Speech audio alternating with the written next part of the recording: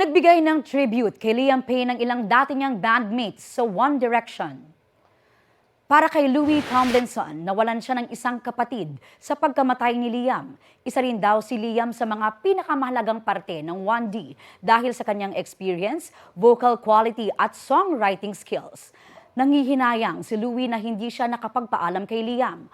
Malungkot din si Zayn Malik na hindi na raw niya makakausap si Liam na palaging sumusuporta sa kanya. Para kay Zayn, most qualified si Liam pagdating sa music. Nirerespeto niya rin si Liam. Sabi naman ni Harry Styles, devastated siya sa pagkawala ni Liam. Mamimiss niya raw ang kanyang loyal na kaibigan at mananatili ang kanilang memories together. Sa official statement ng One Direction, sinabi nilang nagluluksa silang lahat sa pagpanaw ni Liam. Treasured forever daw ang memories nila with Liam at mahal nila ang dating kagrupo bilang kapatid. Nakikiramay rin sila sa pamilya, kaibigan at lahat ng Directioners.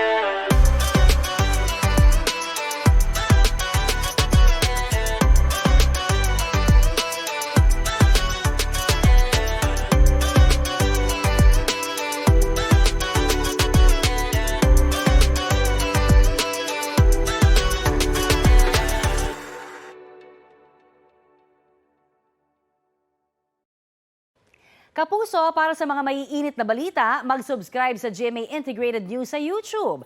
Sa mga kapuso naman abroad, subaybayan nyo kami sa GMA Pinoy TV at sa www.gmanews.tv.